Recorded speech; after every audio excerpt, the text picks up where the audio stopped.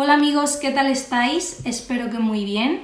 Mi nombre es Lidia, os hablo desde Murcia, España, y en el vídeo de hoy quiero hablar acerca de cómo nos atrapan las personas narcisistas según la Biblia. Antes de leeros el pasaje bíblico, quiero hacer una introducción recordando que las personalidades narcisistas y psicopáticas tienen una habilidad en detectar las vulnerabilidades, carencias, deseos, expectativas de los demás. Vienen a estafarnos, a engañarnos, haciéndonos promesa o bombardeándonos con esa carencia que tenemos para atraparnos y llevarnos a su vínculo destructivo. La Biblia dice en 2 de Timoteo capítulo 3, en el versículo 6, dice que de estos son los que se meten en las casas y llevan cautivas a las personas cargadas de pecados y arrastradas por diversas concupiscencias. Yo, antes de conocer al Señor, lo he podido entender ahora, que conozco más de su voluntad, que he leído la Biblia, que he tenido un encuentro con Él, pues he podido identificar dos brechas espirituales desde el plano espiritual por donde las personas narcisistas entran, ¿vale? Y una de ellas es el pecado y otra la concupiscencia. La concupiscencia, por ejemplo, es un deseo, una expectativa, una idolatría que pones por encima de todo, y eso se convierte en pecado porque uno de los pecados, por ejemplo, que está en los mandamientos de Dios, dice: no tendrás dioses ajenos delante de mí.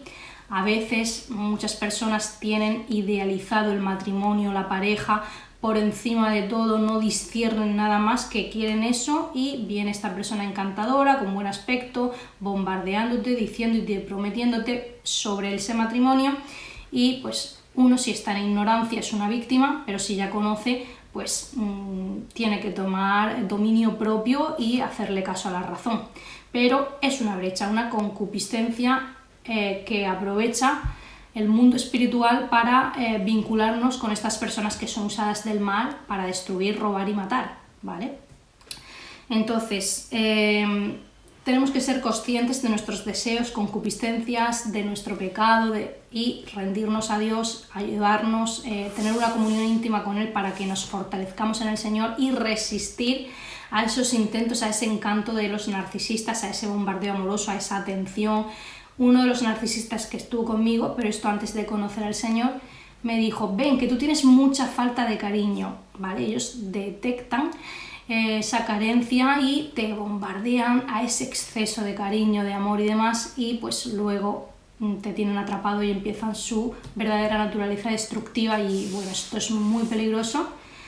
Ahora que ya conozco, pues, y me doy cuenta, pues sí, mira, le doy la razón a esta persona de falta de cariño, pero no solamente en el exterior, sino conmigo misma, ahora que estoy en este proceso de crear autoestima, amor propio, construir límites sanos, integridad conforme a mis creencias y valores, pues va a ser mucho más difícil que un narcisista pueda entrar y sacarme de integridad o moverme por un deseo o una expectativa. Porque sí, yo puedo tener un anhelo, puedo tener un deseo, pero no puedo dejar que me domine ni que esté por encima hasta de Dios y convertir a esa persona como un Dios y como mi fuente. La persona que convierte a otra en su fuente está dependiente totalmente a nivel, no sé, emocional, psicológico, económico, físico del otro. Y esto no debe ser así. El único vínculo apegado o con dependencia debe ser a Dios. Como dijo el salmista David, dice: mi alma está apegada a Dios. Ese apego sí es sano, Dios es fiel y no puede negarse a sí mismo, y siempre dice que nunca nos dejará, nunca nos desamparará y que siempre nos ayudará. Entonces Dios es la única relación que tiene que estar por encima de todo, para que si viene algo en contra de su voluntad, venga de cualquier persona que venga, podamos tener ese conocimiento y ese discernimiento de decir no, ¿vale? Pararlo, frenarlo. Os recomiendo un vídeo de Paula que se llama Cómo resistir el encanto de un narcisista, porque a veces, incluso aún conociendo, y en mi propia experiencia me ha pasado, uno se debilita porque pues todavía está en ese camino de crecimiento, de autoestima, de amor propio, y pues estas personas te pillan en ese proceso y viene como esa tentación que te da ese bombardeo, ese exceso de atención, sabes que es algo incorrecto, a lo mejor esa persona incluso que viene a bombardearte tiene hasta pareja y te quiere hacer caer en ese pecado de adulterio, porque si esa persona tiene pareja, no solamente es adúltero el que tiene pareja, sino el que también le sigue, ¿no? Entonces, eso ya sería atraparte desde un pecado o desde una concupiscencia. No solamente el narcisista desea e idealiza a la persona por poniéndola en un pedestal, sino que el empático también idealiza y pone en un pedestal al narcisista, luego sin devaluarlo o destruirlo como el narcisista, pero sí que lo idealiza y lo idolatra, y eso también es otro pecado, otra concupiscencia que va en contra de Dios. O a lo mejor una persona pues apasionada, con una sexualidad que a lo mejor antes de conocer al Señor estaba muy activa, y el narcisista viene como a seducirte a que caigas en ese pecado de fornicación.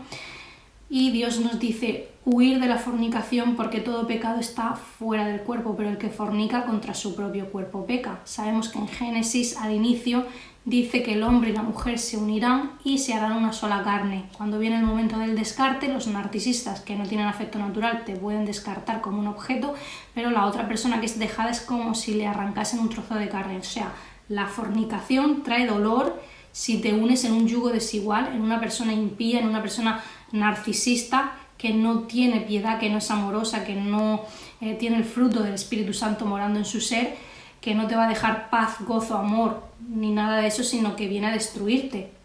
Por eso Dios dice, no os unáis, para los creyentes esto es, no os unáis en yugo desigual. Pero es que, ¿sabes qué pasa? Que a lo mejor a veces el trigo y la cizaña que están dentro de la Iglesia de Jesucristo, esa cizaña se presenta como, sí, soy creyente, nos vamos a casar y no estamos en yugo desigual. Y sin embargo, sí es un yugo desigual, porque esta persona no está teniendo una verdadera comunión íntima con Dios ni con el Espíritu Santo, ni está cambiando, sino que se ha querido poner la fachada. Sabemos que los narcisistas viven de fachadas y en vez de quitar lo malo se visten con un personaje, y en este caso si se ha vestido de cristiano pues te puede engañar. Desde la concupiscencia te ofrezco matrimonio porque es lo que tú más anhelas y ya te he engañado. Entonces necesitamos discernir el verdadero carácter de una persona, conocer a esa persona muy poco a poco, ir viendo, conociendo más de cómo se ven realmente las relaciones sanas, cuál es una comunicación sana, para que podamos seguir creciendo en discernimiento entre el bien y el mal, y que no nos engañen y que no nos arrastren desde ningún deseo, ni concupiscencia, ni pecado. Porque, a ver, puede seguir estando esa concupiscencia, ese deseo de matrimonio o de pareja, pero si tú te dominas a ti mismo con el conocimiento, ¿vale? Como dice la Biblia, dice al conocimiento aplicarle dominio propio. Y Dios dijo, mi pueblo fue destruido sin conocimiento. Vale, pues una vez que tenemos el conocimiento es aplicar dominio propio para resistir ese fuerte deseo que tenemos, que no venga cualquier persona a ofrecernos, que nos va a dar ese deseo y a lo mejor nos está estafando. Entonces es mucho discernimiento, crecer en también las cosas, las áreas débiles con nosotros que nos cuesta más, entregárselas a Dios para que nos ayude, porque en este caso con las personas narcisistas se necesita ayuda hasta sobrenatural.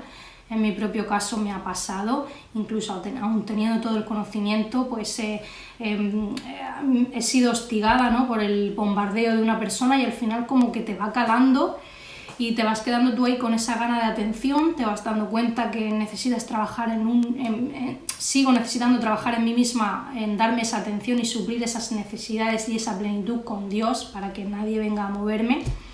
Y pues es un trabajo, ¿vale? Y quería compartir esta perspectiva bíblica de dos brechas por las que entran las personalidades narcisistas, ¿vale? Más de manera consciente o inconscientemente. Estamos hablando en un plano espiritual que muchas veces pasa de una manera que ni vemos y no entendemos, pero está ahí y es real. Y bueno, pues os invito a que leáis la Biblia, como siempre. También os invito a que sigáis el canal de Paula de Cristianos contra el Abuso Narcisista, que tiene un vídeo de cómo resistir los encantos de un narcisista, porque a veces aún teniendo todo el conocimiento, pues se hace difícil, ¿vale? Bueno, pues os mando un beso muy fuerte para todos. Os pido que ayudéis a comentar, compartir, a que difundáis esta información, a que os suscribáis, le deis a la campana para que siga llegando más contenido. Y bueno, pues si Dios quiere, nos veremos en un próximo vídeo. Adiós, amigos.